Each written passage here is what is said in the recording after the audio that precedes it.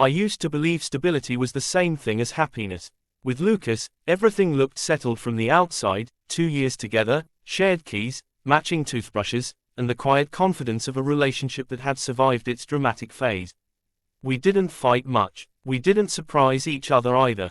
Our love had become a routine we followed without checking the instructions.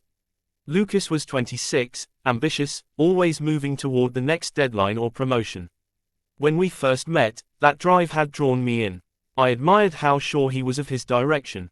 Somewhere along the way, his certainty began to eclipse my presence. Conversations shortened. Touches became absent-minded. He still loved me, I think, but in the way you love something familiar, not something you actively choose. I told myself that was normal. Long-term relationships weren't supposed to feel electric all the time. Comfort, I reasoned, was the real goal. That belief felt solid until Noah moved in. We needed a roommate because Lucas was barely home and rent in the city refused to show mercy. Noah answered the ad with a short message, polite grammar, and no unnecessary charm. When he showed up to see the apartment, he brought his own mug instead of asking for water. That small detail stayed with me. Noah was 25, recently transferred for work, quiet without being withdrawn. He asked thoughtful questions about the neighborhood, the walls, the light in the mornings. Lucas shook his hand, approved him instantly, and went back to checking his phone. I noticed Noah noticed that too. Living with Noah was easy in the way that sneaks up on you. He cleaned without being asked. He respected silence. He listened fully when someone spoke, as if attention were not a limited resource. Our interactions were ordinary: shared groceries, brief updates about schedules, the occasional late-night comment about a show playing in the background. Nothing crossed a line. Nothing even approached one. And yet, the apartment felt different. Lucas was there less and less.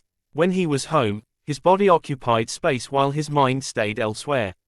Noah, by contrast, was fully present even when he said little. He noticed when I was tired. He remembered stories I didn't realize I'd told him. When he asked how my day had been, he waited for the real answer. I didn't think of any of this as dangerous. I framed it as coincidence, as compatibility born from proximity. He was my roommate. Lucas was my partner. Categories felt clear enough to keep me safe.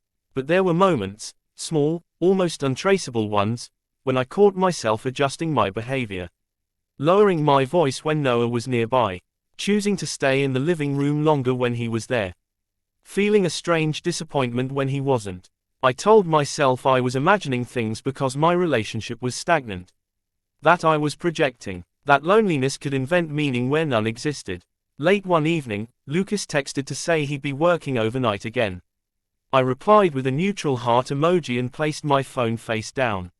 Noah was already asleep. The apartment hummed softly, familiar and contained. I stood in the kitchen, rinsing a glass I hadn't really used, listening to the pipes rattle behind the walls. That was when I realized how quiet the space had become without effort. How easily my life had rearranged itself around absences.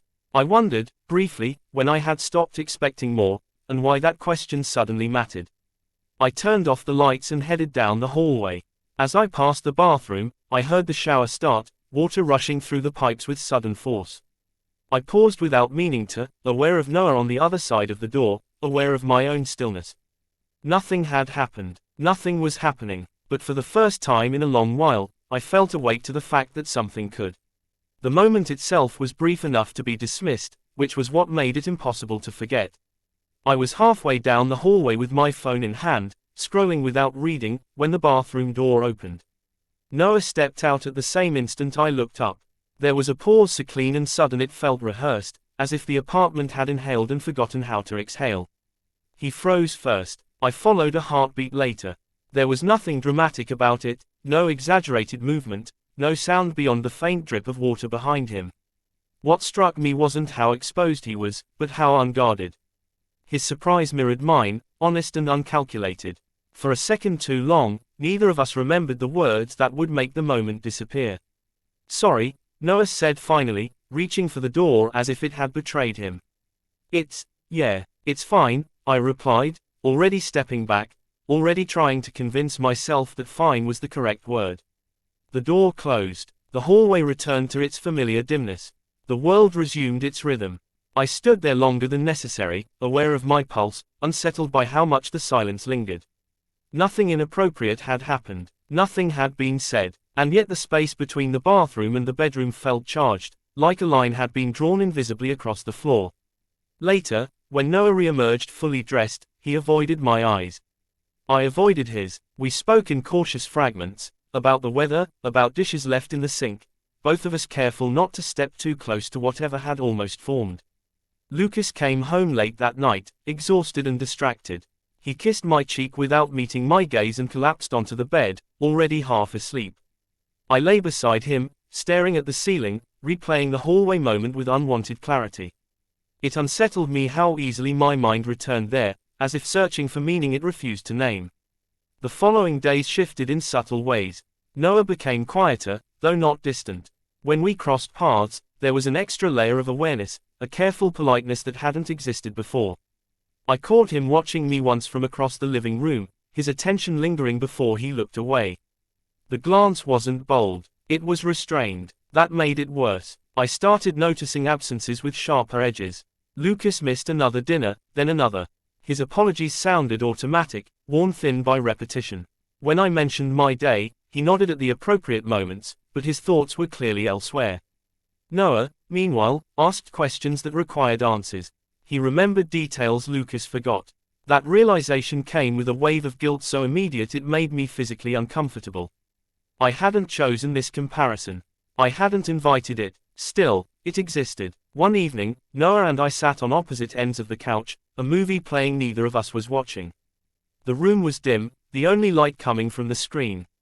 I felt the weight of his presence without looking at him. I didn't mean to make things awkward, Noah said quietly.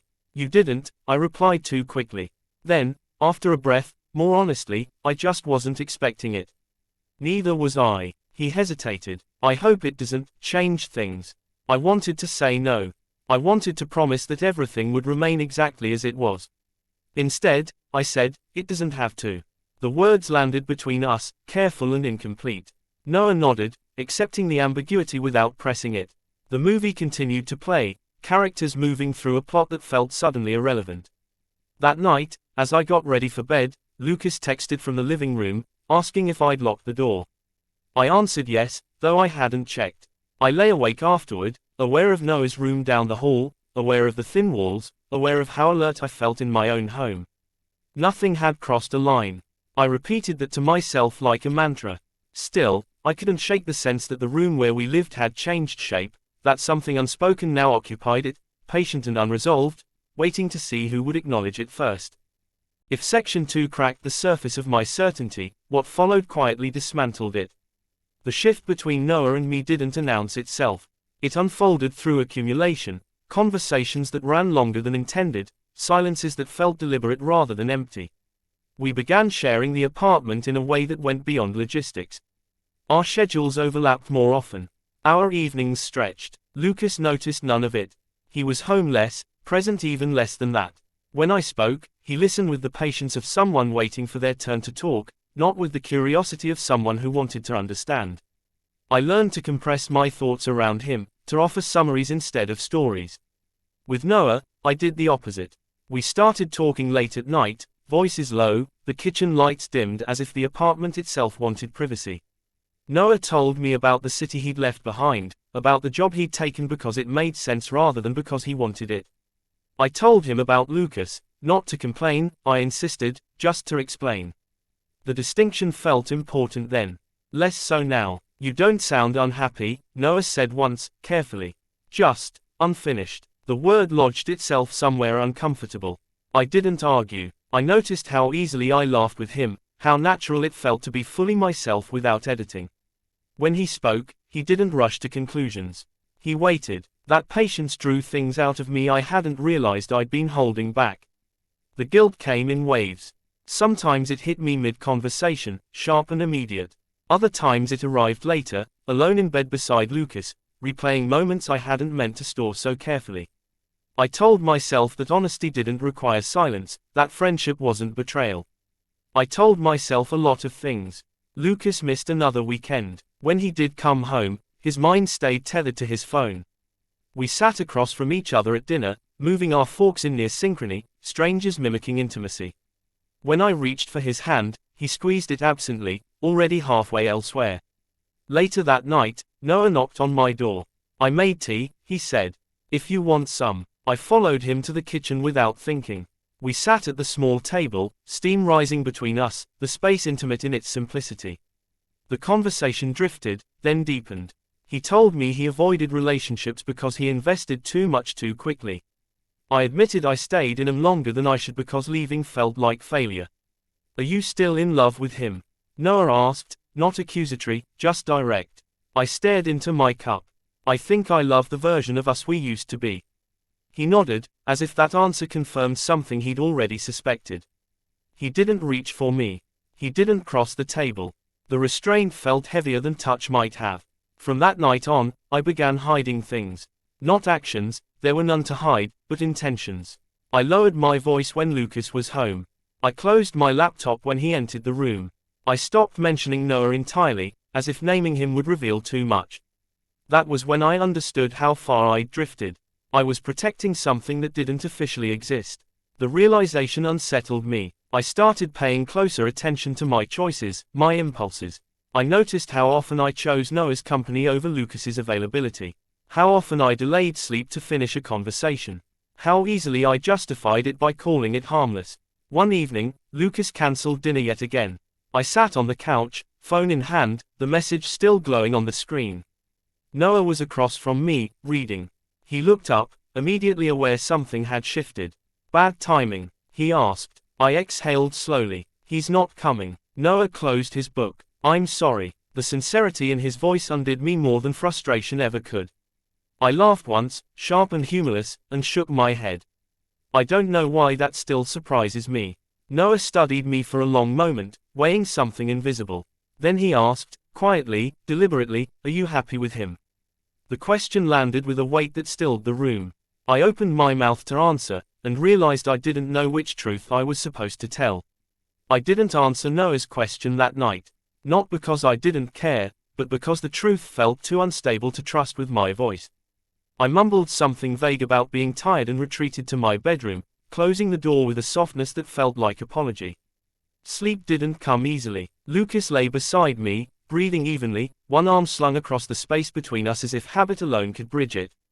I stared into the dark and understood, with uncomfortable clarity, that my silence was already an answer.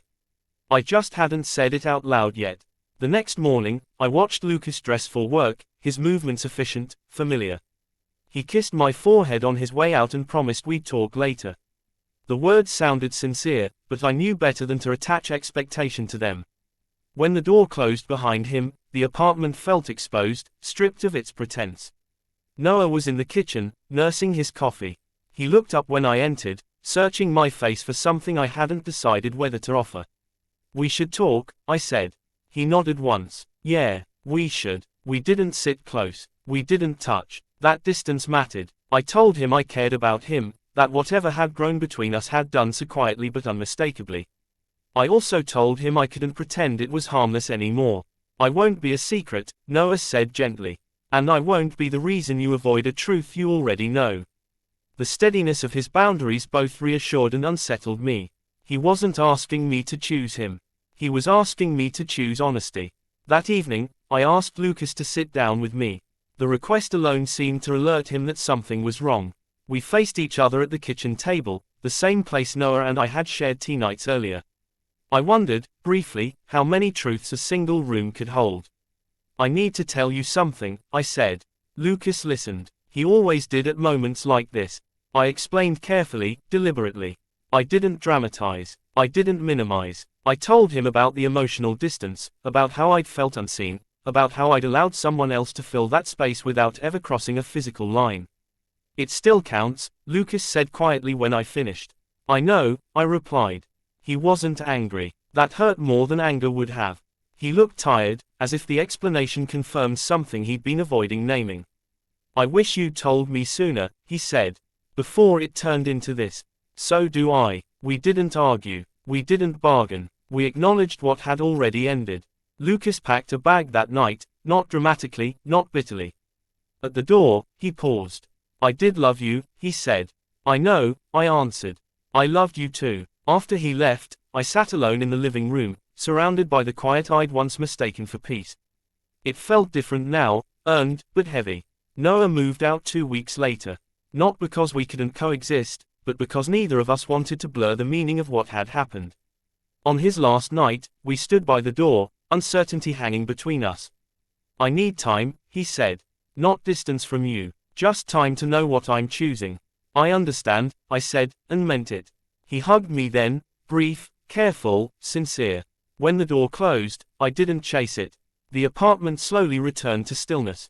I learned what it meant to sit with my decisions instead of rushing toward comfort. Some nights were lonely, others were clarifying. I began to recognize the version of myself that had been buried beneath routine and compromise. Nothing about what happened felt triumphant. There was no clean victory, no immediate reward. But there was honesty, finally, and a sense that I had stopped lying to preserve something already lost. I don't know what will happen next, with Noah, or with anyone else. What I do know is this: infidelity didn't begin the moment I noticed him. It began the moment I stopped being truthful about what I needed. And that truth, once spoken, changed everything.